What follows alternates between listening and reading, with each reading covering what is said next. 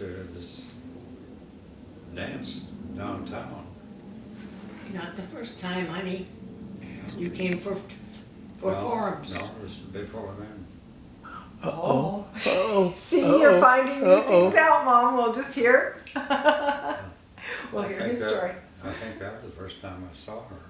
I thought the That's first it. time was when you Yes. came for forums over at the office. Mhm. But, okay, go ahead. All right. Sorry, all this. I worked part-time while I was going to college there, my senior year. And in the agronomy office there, I'd take seed samples over to the seed lab that the growers had mailed in, small, few ounces. And they're tested for purity of seed and for any weeds seeds, any disease seeds in there, and then bring the reports back. And as a part of that, I needed to go over to the extension office, state extension office, to get some of the forms that I needed, and that's where she was secretary. And so I found that I needed forms quite often. I didn't take too many at a time, so I had to come back. So that was kind of how we first got acquainted. And I asked her one of the early dates, I think, was the fraternity formal, wasn't it? Mm-hmm. Pink Pink Rose, Pink Rose formal. Alpha Gamma Rho was the fraternity that I belonged to. And asked her to be my date there. Of course she accepted. And I guess you could say from there is history, but you know, we found opportunities to date and so on. I had an old 1937 Pontiac two-door car that I owned, and I used it to drive over the state when I was doing field inspections for the Montana Seed Growers Association. And I know on one of our early dates, I'd driven out of town a few miles, ran out of gas. Likely story. Yeah, that's what she thought too. Like this. We gotta sit here until some guy helps us. I walked up to a farmhouse and borrowed a gallon of gas. Was able to save the day. Yeah. So how did you propose to her? When did you decide you wanted to marry her? Well, I gave her my, well, this was in March, and we had, trying to remember. When was the pink formal, honey? That was in February. Oh. So in March, I gave her my fraternity pin, which kind of amounts to like an engagement ring. 1 month? One Yeah. month? I guess. I can't imagine. But my sister said he's never acted so fast in his life. And she accepted the pin, and we had a lot of dates after that. And we were engaged in, I had, in my mind, March. And then, I thought the fraternity dance was kind of in the Christmas season, but No, it maybe was I'm wrong. February. February. Mhm. And then we were engaged in March. And then we, oh, go ahead, you tell your story.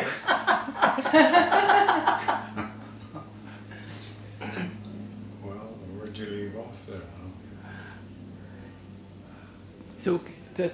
okay too. Go ahead. Is it okay? Yeah. Yeah, because my memory, I think maybe is a little better. Because I knew him, a little while before we were engaged. And then, it was 3 months altogether, I think, 3 months. That we were, I had known you for 3 months. So, our timing doesn't really work out here. And then we were married in September. September. Yeah. And married out at her church in Dane Valley, this little country church. And of course there was a meal after, meal in the basement there. Reception, honey. Is Reception. the word. Reception. And when we finished, we went out front, took pictures and so on. And all of a sudden my car went down the road without me.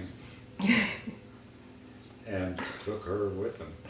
Because her brother Herman kind of hustled her into my car and took off.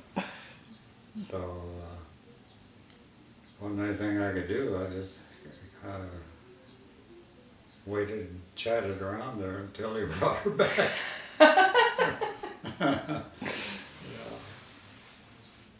But Tell us about the honeymoon then too. yeah, we had, my sister, Arlene especially, was trying to figure out where we were going to spend our honeymoon night.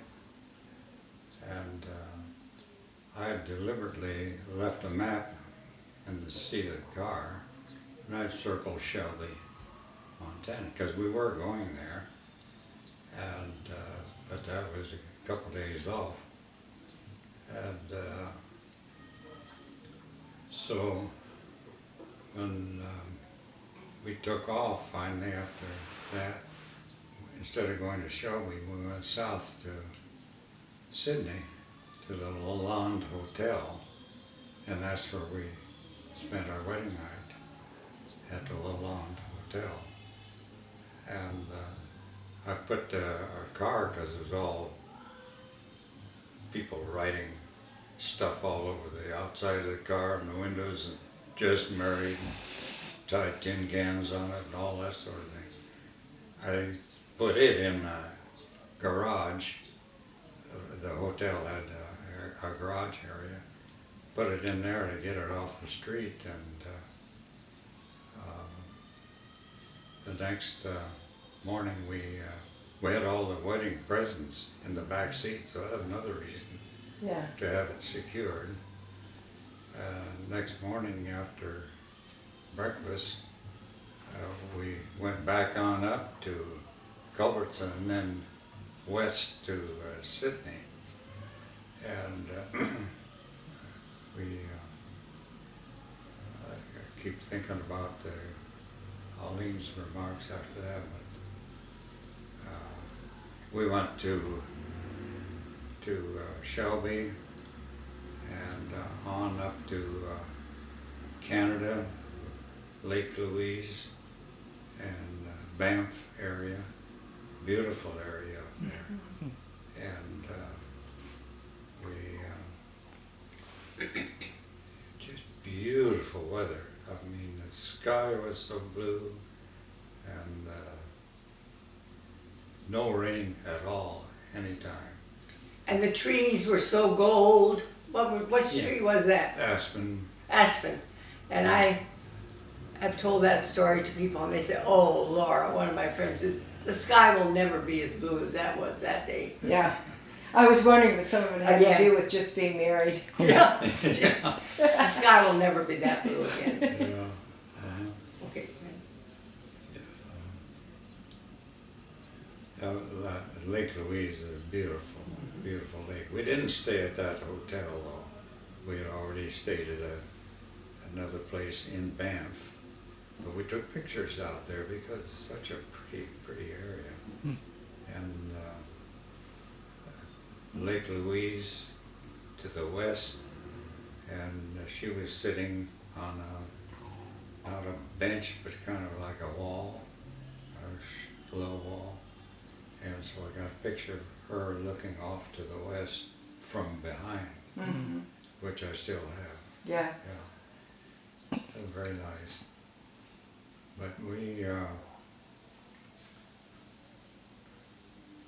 when we got back home, and Arlene said, "Where did you go wedding night?" So we went down to the Lalonde Hotel. That's exactly where we stayed that night. Got my sisters and my folks. Oh, it just killed Arlene to know. Oh, if I'd only known that. No, she'd have done everything to our suitcase, I'm sure, if she'd known.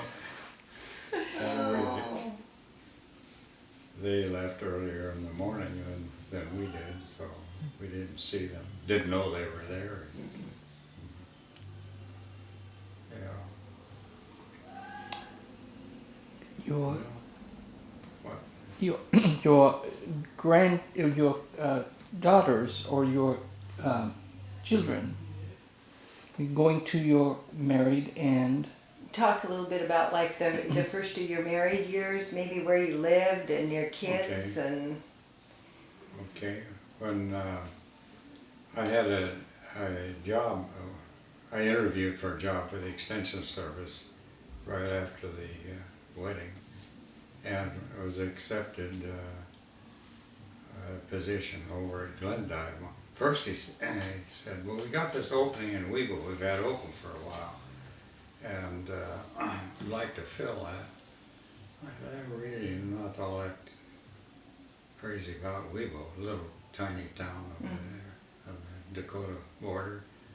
Well, we have Glendive is open." Well, I said that would be great because I knew that she had been in Glendive, and I knew the town partly because of my travels around the state for the Seagoers Association. So that's where we went to live. But you went before I did. You left Yeah. me in Bozeman. Left her pregnant in Bozeman. Yeah, I was still working. she was still working, and she worked for one of the supervisors, extension supervisors, and he was supposed to replace her, you know. Well, he was so slow about it. He'd call a county extension office, somewhere in the state, and wanted to talk to the agent and see whether that agent's secretary would be interested in coming Uh-huh. to Bozeman to replace her. Well, that went on, and finally I called him. Now this is one of my supervisors. I can't imagine. I said, I'm coming down to pick up Laura and bring her to Glendive. I mean, I told him what I was going to do, and he could have vetoed that, I suppose, and kept her, but I don't know about that. You could have vetoed it, but Who wouldn't have kept you, huh? no. So I picked her up and brought her to Golden. They stayed in a little basement apartment. Vernie Jones was the name of the fellow, and he was active in the community, fair board member, and so on. But we were there just a short time, and our Red Hedegaard, who had been raised up at Sydney, was an agent there, and he was going to overseas. I think at that time was he going to Korea, was it? I don't know. I don't remember that. But they did a lot of overseas work. Yeah. And so he was leaving, so I filled in there for him while he was And years ago. he rented us. Rented his house to us, which was one that he had a hand in remodeling or constructing, and it was okay. It was comfortable, but it was sure no palace by any means. And is that where I was, is that where, Yeah. when I was born, where you lived? Yeah. Tell a little bit about when I was born. I think that's very humorous. When you were born? My dad knows all Yeah. that. We had 2 bedrooms in that home. She was in one bedroom and we had the other bedroom. And I don't know, started early in the morning, I don't know, around 5 or maybe later, 5 or 6 in the morning. I think Marilyn. No, that's I think good. Marilyn meant before No, she. that's good. That's Oh. good. Yeah. Okay. We started getting requests from the menu. What was it? Orange juice, breakfast, oatmeal. She'd run down a menu that we could hear it, because the doors were all open between. And so we'd eventually get up and take care of her. We or mom? Oh, as long as one was up and both up. We lived not far from the railroad terminal there. And so we'd hear trains during the night there. And kept wondering why we didn't hear the alarm clock, why I didn't hear the alarm clock in the morning. And she caught me one night. Train went by, boo, blew the horn, I was still paying. Shut the alarm clock off, went back to sleep. That's why you're not hearing the alarm. Yeah. And then how about the rest of your family? With the birth of your other kids? My siblings? No, your Ralph and Fred. I mean, Yeah, they were all 3 born in Glendive, Montana. And In the railroad hospital. yeah, Great Northern Railroad Hospital was the only hospital in town, big hospital. Yeah. You were slow coming. Yeah. 44 hours in labor. 3 weeks overdue. That was a long 3 weeks. Yeah, and I'm sure did a lot of pacing that hall and that until she arrived. Yeah. The thing is that every time you'd have contractions, your heartbeat would drop off, and so that was a concern too while I was waiting there. Jackie was our nurse there, wasn't she? And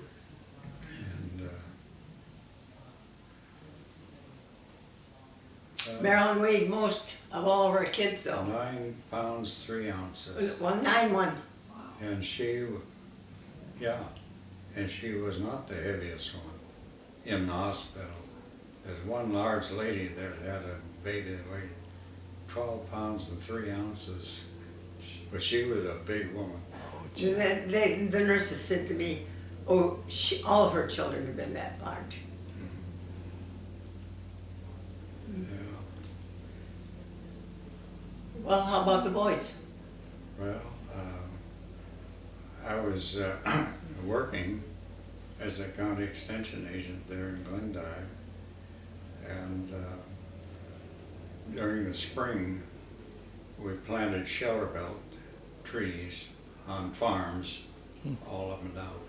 People would request a shelter belt, and it's an area where there are no trees hardly at all. But it'd be cultivated or summer fallowed the year before to collect moisture during that year.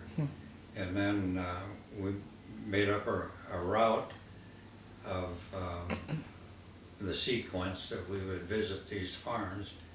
And we had a tree planting machine, which all it was 2 bucket seats, one on each side. and a furrow opener like that, about that wide, and it'd feed in these trees, bare-rooted trees, you know, about that long. Put them in, they're followed by packer wheels, so they were packed in tight. And so I was out with a crew there planting trees at one of the farms, and the lady came out and said, your wife is in the hospital in labor. So I decided enough tree planting that day. Drove back into town, and Ralph was born. I think I missed the event, or very close anyway to the time he was born. She remembers. Did he miss the event? Yeah, I remember him coming in, and this was the story I heard, saying, I need to see my wife, she's in the labor room. And she said, no, she's not. She's all done in there. The baby has arrived. Yeah. Both of the boys were lighter in weight than you were. You were They were- 9'3", Ralph was 9'1", and I don't remember Fred. My memory is Marilyn was 9'1" or 3", but both the boys were 8 pounds something. Yeah, okay. Yeah, 8 pounds and a few ounces. Mhm. And then you and then you were living in Glendive, and we lived in that house, remember, that was built. That new house? Mm-hmm. Yeah. That we then moved over to the Dove Street addition there on Berry Drive. The whole section of new homes, small, and $12,000 a piece, so you know they're not all that big.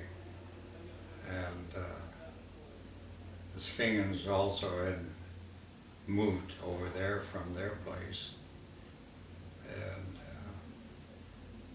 The Svingans, and they were a family that got to be one of those old friends that you could not see them for years, and you'd, hi, like, and then start right off like you left, when you left them.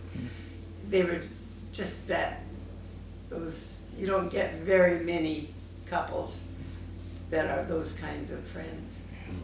And where the house was right in front of right by the Badlands, they were right in our backyard. Mhm. And I remember I used to spend most of my days up in the Badlands climbing Oh, yeah. hills. Hungry Joe.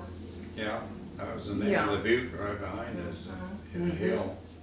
I Of course, a few remember, rattlesnakes up there, you had to kind of watch out. yeah, I was just gonna say, I remember the boys telling some of the kids, oh yeah, our friends just, my mom and dad would say, just go on up in the hills and play with rattlesnakes. Yeah. And then I remember our church there, Zion Lutheran Church. and then in 1960 you got a job in. Yeah, well, let's see. Before that, I worked there in Glendive for 4 years, and then I got a National 4-H scholarship or fellowship for a year of study in Washington, D.C. And the requirements of the program was that we learn as much as we could about the various departments of government. That was one of the requirements. But you were also free to go to Congress, to sit in on different hearings, Senate hearings, House of Representative hearings.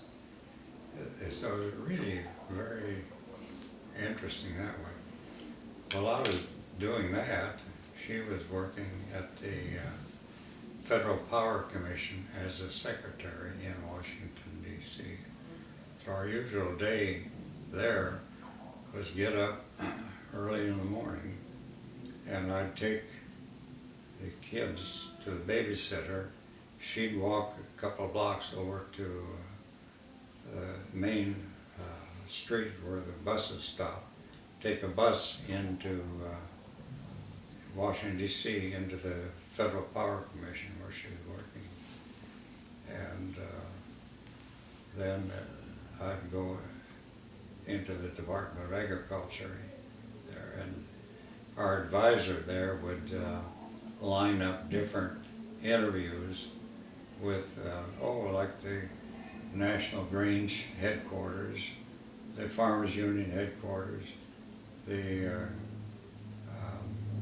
Council of Cooperatives, and all of these kinds of things to kind of get you acquainted with all of the different national organizations, which was a wonderful way to learn a lot about the country and the outreach from the Department of Agriculture.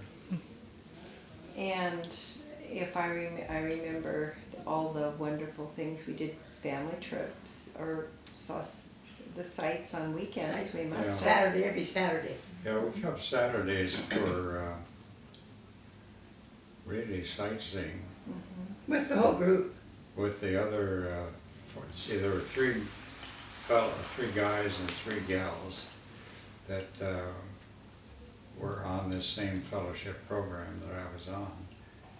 And we'd do all kinds of sightseeing in Washington DC, but also on down into Virginia and Maryland. I remember spending time down at Colonial Williamsburg, and while we were doing that traveling, one of the fellows, a gal, Willa, would take Ralph. He was a little baby, the He was a infant, year. and she kind of took care of him all the time, and we'd be on those sightseeing trips. And tell a little bit about on your mad dash to get out of there, because I think of all of them, weren't you the only one that came out with your master's degree? Yeah. And the rest of them were single, and you were the married one. And with kids. Yeah, and so that's always kind of funny about you and Mom packing, getting up and going, getting the papers in last minute. That's Yeah, kind I of a took, funny story. my oral exams a couple of days before we actually left Washington DC, and had the crib on the top. We had a little small station wagon then, and everything we had was stuffed in the back with the crib mattress on top of everything, and that was where the kids could play on or sleep as we were traveling. As he was getting his master's degree in education, I was still working, of course, but then at night I'd get the kids into bed Yeah. while he went to his University of Maryland. university. I'd get the kids to bed, Seven then I'd till 10. be typing papers that he had to get in, so I was busy on the typewriter, and then, and he was the only one married and with children that got his degree. The rest were all coming. They said, we'll come back and finish it without, instead of, so I said, honey, if you don't finish it now, you're coming back alone. I'm not coming with kids back again. Well, So we actually, worked day and inside- night. What? We worked day and night to Yeah, get yeah, it to was. get everything done.